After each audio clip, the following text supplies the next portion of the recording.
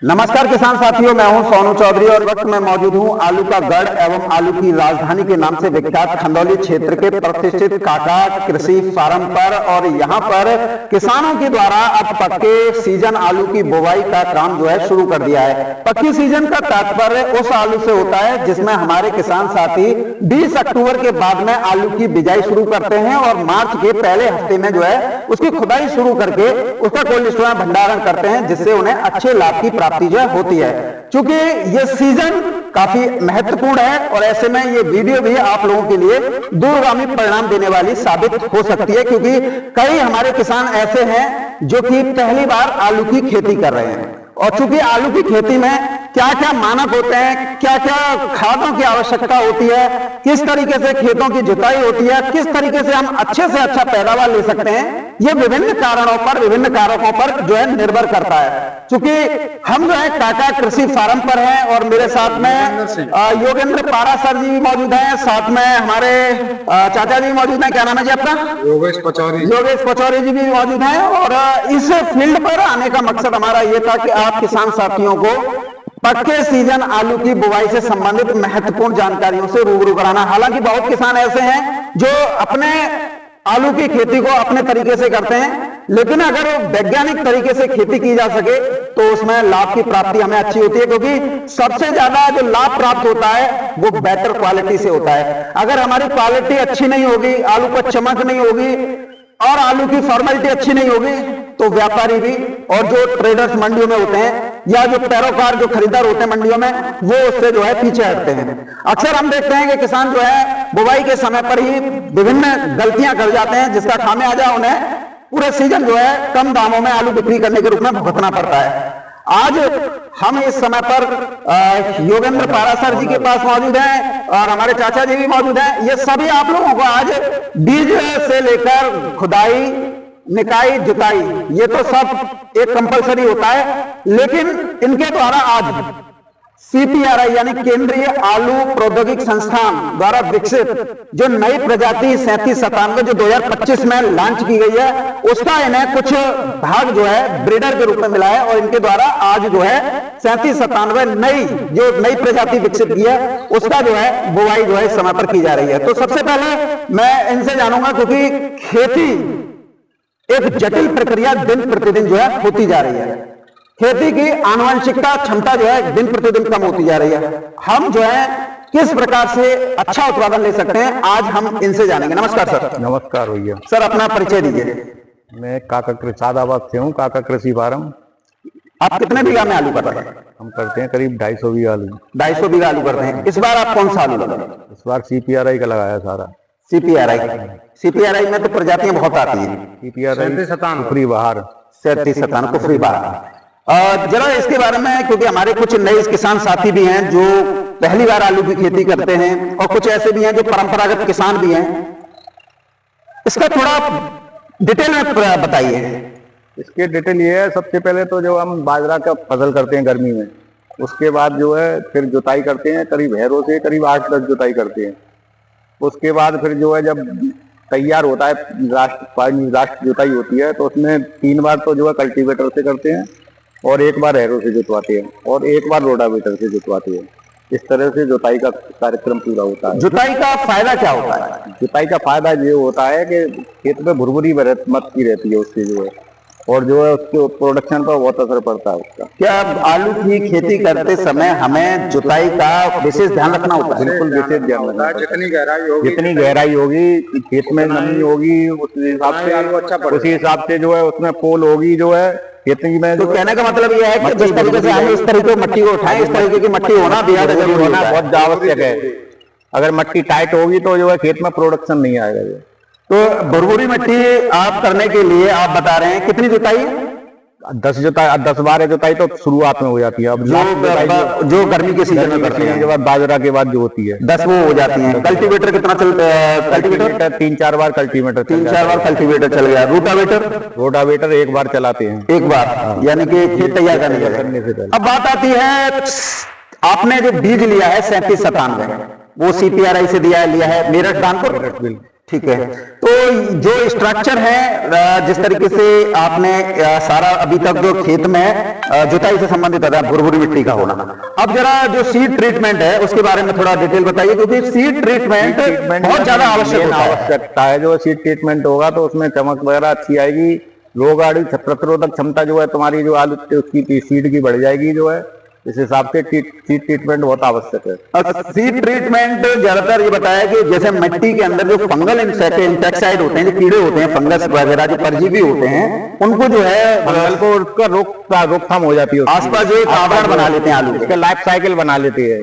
जो फंगिसाइड हम डालते हैं सीड ट्रीटमेंट में, उसकी जो है आवरण बन जाता है। अब जो है सीड ट्रीटमेंट से बात समझ में आई कि सीड ट्रीटमेंट में बहुत कंपनियां जो है इस समय पर मतलब काफी जो है लूटमार करने में लगी हुई हैं। हर कंपनी ज्यादा चल रही है जो है, और उसमें किसान गुमराह हो जाता है, सस्ते के चक्कर में बढ़ जाता है। सीड हमेशा जो है सीड ट्रीटमेंट जो अच्छी कंपनी का लेना चाहिए जो। अच्छा, जैसे कि मैंने ये देखा है कि कई किसान जो है बोलते हैं कि फंगस ही तो खत्म करनी है, तो बाजार में तमाम 100-150 रुपए के आ जाते हैं, उससे वो ट्रीट कर देते हैं। फंगस नहीं होते उससे, जैसे समझ लो जैसे तुमने सफेदी डाल दी, खड़िया डाल दी, इस तरीके के समझ लो जो है सब। क्या ये सीड ट्रीटमेंट पर ही अगर हम जो है लोकल प्रोडक्ट्स का या जो विभिन्न कंपनियां का चल रहा है ट्रायल कर लेते हैं किसान, क्या चमक पे उसके उत्पादन पर फर्क पड़ता है? काफी फर्क पड़ता है, कम से कम 10% प्रोडक्शन कम होता है, और चमक तो जो है काफी कम हो जाती है, उस पर जंगाल वगैरह आती है जो है।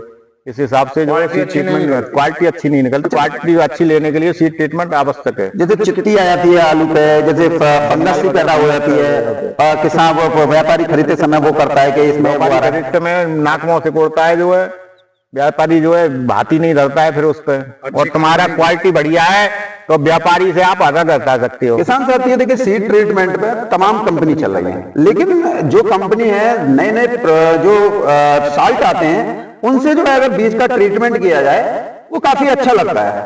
अब देखिए बीज होना बहुत ज्यादा मायने में अहम होता है।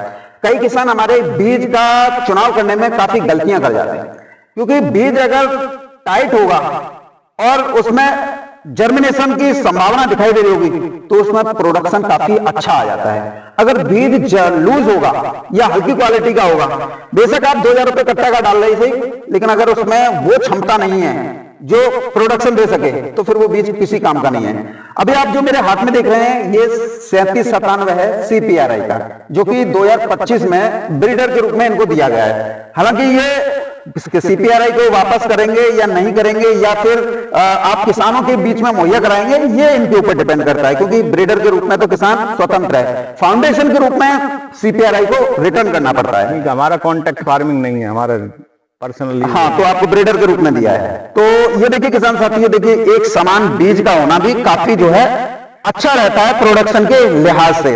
अब आप जरा ये बताइए कि इस समय पर जो सीड ट्रीटमेंट, देखिए नया बीज है तो नए बीज में आप 100, 150, 200, 500 रुपए वाली दवाई से तो ट्रीट करेंगे नहीं।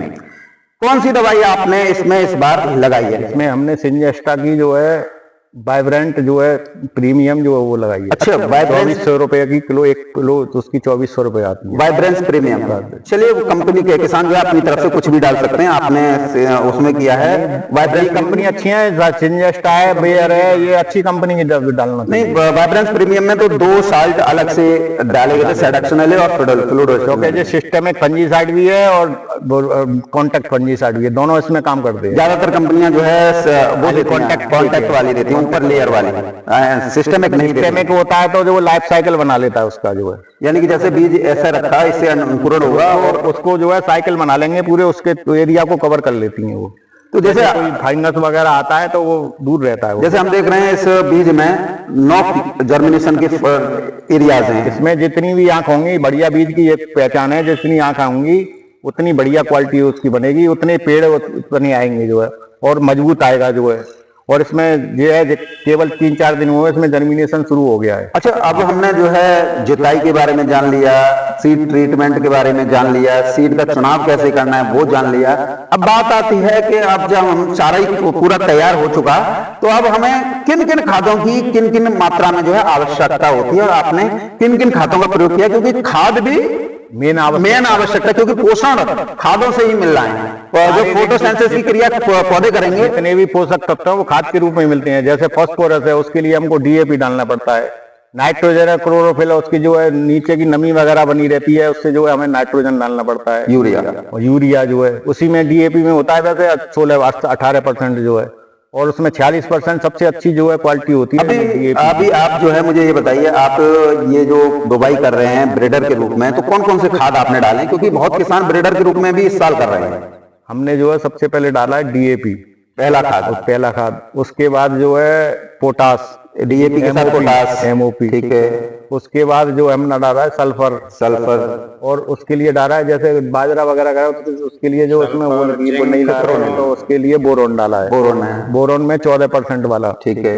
उसके बाद जो है हमारा जो है फिप्रोनिल डाली है, उसके जैसे गिलाड़ वगैरह जो आ जाती है उसके लिए हमने फिप्रोनिल डाला है, और उसके बाद जो है माइकोराजा डाला है, ठीक है। और जो है उसके बाद हमारा जो है जिंक डाली है। तो ये कितनी मात्रा में आपने डाली है प्रति एकड़ के हिसाब से? जितनी खेत के लिए आवश्यकता उस हिसाब से, जो नेचुरल जो आवश्यकता है, जैसे डीएपी वगैरह 40 किलो प्रति बीघा। नहीं, कहने का मतलब ये है 2 कुंटल का एकड़ जो है, कहने का मतलब ये है कि क्योंकि खेत तो सीमित है, लेकिन किसान जो है रासायनिक खादों का प्रयोग ज्यादा कर देते हैं, तो फिर देसी खाद भी डालना बहुत जरूरी नहीं। सबसे पहले तो हमने 1-2 ट्रॉली का बीघा जो है देसी खाद डलवाया, वो तो बाजरा तो गर्मी में जो है हमने बाजरा की जुताई के बाद जो है डलवा दिया, वो आवश्यक सबसे पहले। चाहे रासायनिक खाद जब मत डालो, इस समय डीएपी की विशेष कमी है, देसी खाद डालना, तो जो है देसी खाद डालना बहुत जरूरी है। अभी आपने रासायनिक खाद बताई, रासायनिक खाद आपने माइक्रोन्यूट्रिएंट्स के रूप में जो है जिंक, बोरोन, सल्फर और ये आपका माइकोराजा डाला है, और पौधों की वृद्धि के लिए जो है आपका, क्योंकि फास्फोरस बेहद जरूरी है आलू की फसल में, तो डीएपी है। फास्फोरस ही नहीं होगी तो जड़ मजबूत कहाँ से होगी जो है। अच्छा, जैसे कई किसान जो हैं जिन्हें पर अभी जो है डीएपी की काफी किल्लत चल रही है, वैसे तो सरकार की तरफ से है नहीं है, लेकिन जो अधिकारी हैं वो डीएपी की किल्लत को जो है नेगलेक्ट कर रहे हैं, तो ऐसे में जब किसानों के पास में डीएपी नहीं है तो वो क्या यूज कर सकते हैं? डीएपी की जगह जैसे एसएसपी आ रही है, सिंगल सुपर फॉस्फेट आ रही है, जो है उसको भी यूज करें, कोई जरूरी नहीं है डीएपी डालो, जो उपलब्ध हो जाए तो कोई बात नहीं, और ना उपलब्ध हो तो सिंगल सुपर फॉस्फेट डालो। एनपीके आती है 12-32-16, एसएसपी आती है जो है 20-20-13, तो इन खादों का प्रयोग कर सकते हैं, ऐसी कोई बात नहीं है। डीएपी नहीं मिलती है, तो डीएपी नहीं मिलती है तो जरूरी नहीं है डीएपी डालो, जो है सिंगल सुपर फास्फेट आता है उसमें 16% आती है, उसकी 1 कट्टा की जगह 2 कट्टा डाल दो, 32% फास्फोरस हो जाएगी। वो तो उसका जो है केवल हमें तत्वों का वो पूर्ति करनी है केवल, जैसे कि अभी जर्मिनेशन होगा तो कम से कम जड़ मजबूत हो जाएगी, 32% तो होना चाहिए कम से कम। चलिए, मेरे साथ में दादू मौजूद है। राम राम जी, क्या नाम है जी आपका? मेरा नाम योगेश पचौरी। योगेश पचौरी जी, आप भी आलू की खेती करते हैं? करते हैं। इस बार क्या नया आप जो है कृषि में देख रहे हैं? हाँ, नया तो कुछ नहीं देख रहे, जो पुराना है वही देख रहे हैं। किसानों के उसमें जो है आपको क्या जो आपकी सुझाव है वो क्या है?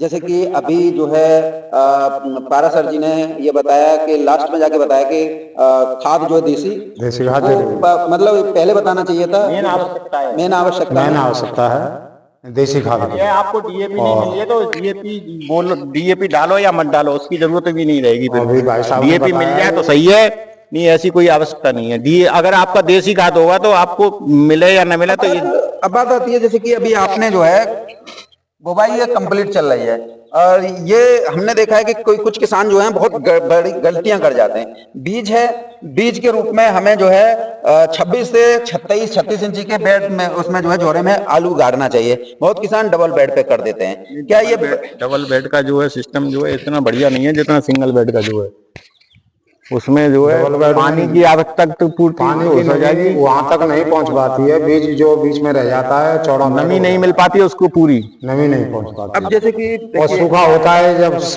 पाला पड़ता है, पाला वगैरह पड़ता है तो उसमें बहुत जल्दी पाला सताता है। मतलब जो नमी की है वो सब जो है पाला की भेंट चढ़ जाती है, क्योंकि वहाँ खुशक रहता है। सूखा पेड़ जो होगा, किसानों के बीच में एक भ्रांति ये होती है कि आलू में जो है पानी की कोई आवश्यकता नहीं होती है। अगर पानी ज्यादा दे दिया है, जैसे ये जोहरा है, ये 36 बेड वाले, अगर आप इसमें पानी दे देते हैं तो ये बैठते हैं, और वो बोलते हैं कि हमें आलू को बस थोड़े पानी की आवश्यकता होती है। और थोड़े पानी बचाने के चक्कर में नुकसान एक पड़ेगा नहीं, तो उसके लिए ये सिस्टम है ना, आप 4 आदमी लगाओ, जो है खेत में पानी जब लगाओ तो 4 व्यक्ति लगाओ, एक देखावारी के लिए 3 उसके लिए लगाओ, और उससे 4 ज्यादा से ज्यादा 4 इंची और 6 आंगुर जो है उसमें पानी लगे, बस उसी हिसाब से पानी चलाओ। पानी कम ही होना, पानी कम से कम लगाओ, मतलब ये नहीं है इतना कम भी नहीं होना चाहिए जिससे उसके प्रोडक्शन पे भी असर आए, नमी नहीं पहुंचे। और जैसे पाला वगैरह पड़ेगा, इस साल ठंड पड़ेगी, इस साल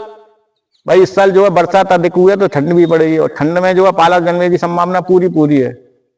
जैसे आप भी कई वर्षों से खेती कर रहे हैं, मेरा सवाल आपसे दरअसल ये है, क्योंकि देखिए इन्होंने तो सारा बता दिया, आपको क्या लग रहा है कि किस तरीके से बुआई, क्या इसी तरीके से बुआई होनी चाहिए क्या, जिससे हमें प्रोडक्शन अच्छा मिल सके? यानी कि 10 बार जो है, चलिए एक बार बाजरा की फसल कर ली गर्मी की, उसके बाद में हमने 7-8 जुताई लगा दी, फिर देसी खाद डाल दिया, फिर जुताई लगा दी, फिर कल्टीवेटर घुमा दिया, फिर उसके बाद में रोटावेटर घुमा दिया, उसके बाद में ये जो भी रासायनिक खाते हैं ये डाला, उसके बाद में बी सीड का ट्रीटमेंट किया। वो बोल रहे हैं कि हमने जो है सिंजेटा कंपनी है वाइब्रेंस प्रीम, उसका लगाया। बहुत किसान अपने अपने तरीके से लगाते हैं, आप इसके बारे में क्या करते हैं? जो भी बताया है वो भाई साहब ने बिल्कुल सही बताया है, इसी तरीके से खेती करनी चाहिए, बिल्कुल सही है। अभी थोड़ा मेरा सवाल ये था कि जिस तरीके से अब ये खेती चल रही है, आपने बिल्कुल सही बताया है। तो अब हम किसानों के बीच में देखिए, अब बुवाई कंप्लीट हो गई, अब क्योंकि बरसात अधिक हुई है तो इसमें आप जानते हैं कि खरपतवार जो है बढ़ेगी, तो खरपतवार नियंत्रण के लिए कितने दिन बाद जो है हमको स्प्रे करना चाहिए, या जर्मिनेशन के बाद करना चाहिए, जर्मिनेशन पहले? नहीं, जर्मिनेशन, आलू का जर्मिनेशन से पहले ही कर देनी चाहिए। कितने दिन पे? जैसे आज बुवाई हो गई, आज बुवाई हो गई, कल कर दो, कल कर दो, हाँ, दूसरे दिन कर दो। कोई इसका साइड इफेक्ट? कोई साइड इफेक्ट नहीं है, अगर उपजने से, जर्मिनेशन से पहले हो जाए। तो जिसमें फंगीसाइड कौन सा यूज करते हैं? अब हम तो कर देते नहीं है वैसे, ज्यादातर उपजने के बाद में सैनकोर दे देते हैं वैसे। सैनकोर, हाँ, वो अपनी अपनी अलग अलग कंपनी है। ज्यादातर जो है किसान पेंडालिन यूज करते हैं, पेंडालिन सबसे घातक होती है, वो क्वालिटी बिगाड़ देती है शुरुआत से ही। वो कुछ ज्यादा ही हार्ड दवाई है, तो वो जर्मिनेशन पर भी थोड़ा अंतर आता है फिर उससे। तो मशीन का भी कोई रोल होता है बुवाई में? कोई उससे कर रहा है 42 से, कोई 48 से कर रहा है, कोई 52 इंच। अब अपने अपनी समझ की बात है, लेकिन मशीन तो सब बीज जो है सही डालती हैं। अब कोई बेड से बोता है, कोई 26 इंची से बोता है, लेकिन सही मायने में तो 26 इंची की मशीन बिल्कुल सही है, कामयाब, अच्छी क्वालिटी बनाने के लिए। चलिए पचौरी जी, बहुत बहुत धन्यवाद। तो किसान साथियों, आज ये वीडियो शूट कर रहा हूँ, आज जो है दीपावली का दूसरा दिन, यानी गोवर्धन का पूजा का दिन है, और ऐसे में चूंकि अब पक्के बुवाई की सीजन शुरू हो चुका है, तो कम से कम ये वीडियो तो आप लोगों के लिए बनती है। लेकिन इस वीडियो में आपको क्या जानकारियां मिली और क्या जानकारियां हमसे छूटी, इस बारे में आप कमेंट के रूप में जरूर बताना, क्योंकि हो सकता है किसान उस चीज को नहीं डाल पाए हो जिसकी आवश्यकता है, और जो आप डाल रहे हो उसे भी जरूर बताइएगा। और ऐसे में इस वीडियो को शेयर जरूर कीजिएगा उन नए किसान साथियों के पास में जिन्होंने पहली बार आलू करने का जो है बीड़ा उठाया है।